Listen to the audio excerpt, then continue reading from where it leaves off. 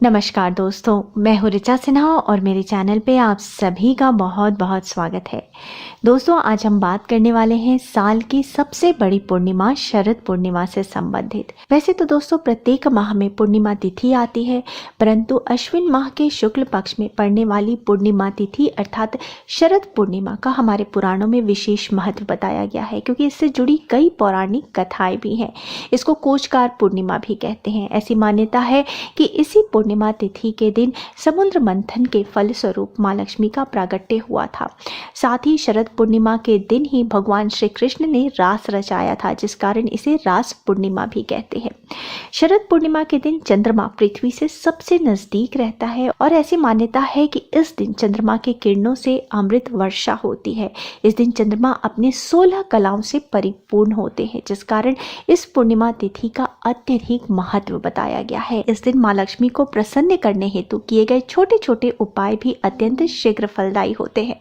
और इस वर्ष अर्थात 2023 में शरद पूर्णिमा मनाई जाएगी 28 अक्टूबर शनिवार के दिन, और पूर्णिमा तिथि प्रारंभ होगी 28 अक्टूबर को सुबह के 4:17 पर और पूर्णिमा तिथि का समापन होगा 29 अक्टूबर को सुबह के 1:53 पर। साथ ही शरद पूर्णिमा वाले दिन चंद्रोदय का समय होगा शाम 5:20 पर। साथ ही अगर आप शरद पूर्णिमा वाले दिन श्री सत्यनारायण भगवान की पूजा करना चाहते हैं तो इस दिन अभिजीत मुहूर्त सुबह 11:42 से 12:27 तक रहेगा। इस बीच में आप अपनी पूजा अर्चना संपन्न कर सकते हैं। शरद पूर्णिमा वाले दिन रवि योग का भी संयोग बन रहा है, जो कि अत्यंत शुभ योग माना जाता है। और शरद पूर्णिमा की शुभ तिथि साथ ही रवि योग का संयोग अत्यंत शुभ संयोग बना रहे हैं। इस दिन रवि योग सुबह 6:30 से सुबह के 7:31 तक रहेगा।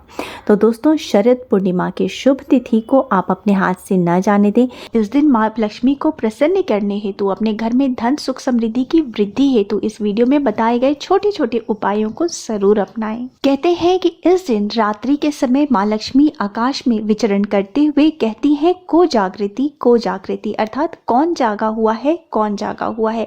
इसलिए इस दिन रात्रि के समय जो भी मनुष्य जागकर माता लक्ष्मी भगवान विष्णु की विधिवत पूजा अर्चना करते हैं, उनके घर में सदा धन सुख समृद्धि की वृद्धि होती है, बरकत होती है और मां लक्ष्मी की कृपा बनी रहती है। मान्यता है कि शरद पूर्णिमा की रात्रि में चंद्रमा की रोशनी में औषधीय गुण होते हैं और इस दिन चंद्रमा से अमृत वर्षा होती है। इसलिए इस दिन चंद्रमा की रोशनी में दूध और चावल से बने खीर को रखने का विधान बताया गया है और मध्य रात्रि तक अर्थात रात के 12 बजे तक इस खीर को चंद्रमा की रोशनी में रखें और तत्पश्चात इस खीर का भोग माता लक्ष्मी को लगाएं। इसके बाद इस खीर को परिवार के प्रत्येक सदस्य श्रद्धा पूर्वक ग्रहण करें। मान्यता है कि इससे मनुष्य के शरीर में प्रतिरोधक क्षमता बढ़ती है, मनुष्य को निरोगी काया की प्राप्ति होती है। साथ ही मां लक्ष्मी के आशीर्वाद के फलस्वरूप घर में धन सुख समृद्धि की वृद्धि भी होती है। तो दोस्तों, जैसा कि मैंने बताया कि शरद पूर्णिमा के दिन मां लक्ष्मी, भगवान विष्णु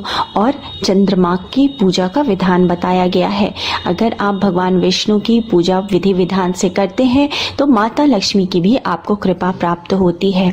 तो शरद पूर्णिमा के दिन आपको घर में सत्यनारायण भगवान की कथा करानी चाहिए और भगवान विष्णु को केले का भोग आपको अर्पित करना चाहिए। ये परंपरा बहुत पुरानी चली आ रही है, पूर्णिमा के दिन भगवान सत्यनारायण की कथा कराने की।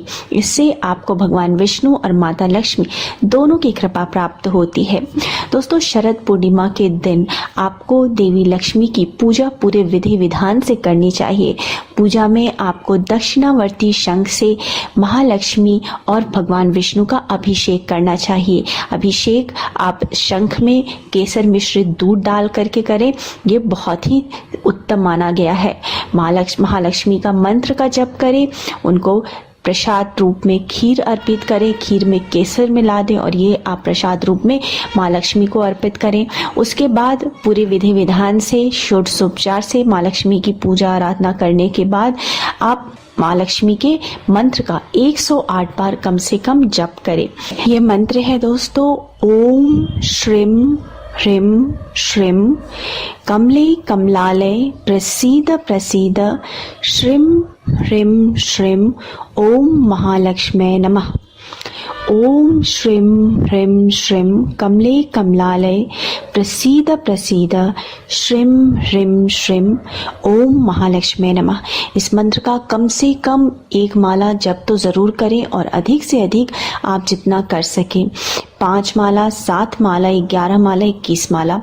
आप श्री सूक्त का भी पाठ कर सकते हैं। संपुट श्री सूक्त का अगर पाठ करें तो वो सर्वोत्तम है। इस उपाय को करने से माँ लक्ष्मी की संपूर्ण कृपा प्राप्त होती है, किसी भी प्रकार की मनोकामना पूर्ण होती है और माँ लक्ष्मी का स्थायी रूप से आपके घर में निवास होता है। एक दूसरा उपाय बता देती हूँ। इस उपाय को करने से समस्त प्रकार की मनोकामनाएं पूर्ण होती हैं, साथ ही आर्थिक परेशानियां भी दूर होती हैं। दोस्तों, इसमें आपको करना क्या है? पूर्णिमा के दिन चंद्रोदय होने के बाद आपको 1 लोटे में कच्चा दूध लेना है, उसमें थोड़ा सा चीनी और चावल मिला देना है और आपको इससे चंद्रमा को अर्घ देना है। चंद्रमा को अर्घ देने के लिए आपको एक मंत्र का उच्चारण करना है। ये मंत्र आपके स्क्रीन पे भी आ रहा है। ओम ऐं क्लीं सोमाय नमः। इस मंत्र को जपते हुए आप चंद्रमा को अर्घ दें। उसके बाद अपनी जगह पे खड़े खड़े ही परिक्रमा करें, चंद्रमा से क्षमा मांगे और उनसे प्रार्थना करें। इस प्रकार से करने से धन संबंधी समस्याओं का जो है अंत होता है और माँ की कृपा प्राप्त होती है। दोस्तों, अगर आपके जीवन में जो है दाम्पत्य सुख आपको नहीं मिल पा रहा है, पति पत्नी में तनाव रहता है, तो भी आप पूर्णिमा के दिन चंद्रमा को अर्घ दे सकते हैं। शाम के समय जब चंद्रोदय हो जाए तो 1 लोटे में कच्चा दूध ले और चंद्रमा को आप अर्घ दें। साथ ही भगवान चंद्र से प्रार्थना करें, अपने जीवन की परेशानियों के अंत करने की प्रार्थना करें। इस प्रकार से चंद्रमा को अर्घ देने से आपको मानसिक शांति मिलती है, दाम्पत्य सुख प्राप्त होता है। और अगर आप चीनी और चावल मिला करके चंद्रमा को अर्घ देते हैं तो आर्थिक परेशानियों का अंत होता है।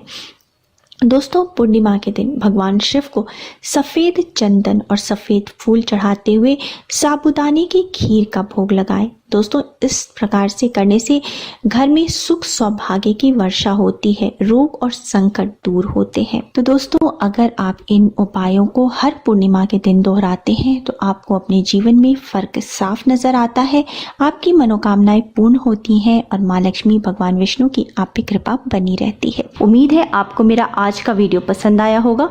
वीडियो पसंद आया है तो वीडियो को लाइक जरूर कीजिएगा, परिवारजनों के साथ, दोस्तों के साथ शेयर कीजिएगा और मेरे चैनल को सब्सक्राइब करना मत भूलिएगा। मिलते हैं अगले वीडियो में, तब तक स्वस्थ रहिए, सुरक्षित रहिए और अपना बहुत बहुत ध्यान रखिए। जय माता दी।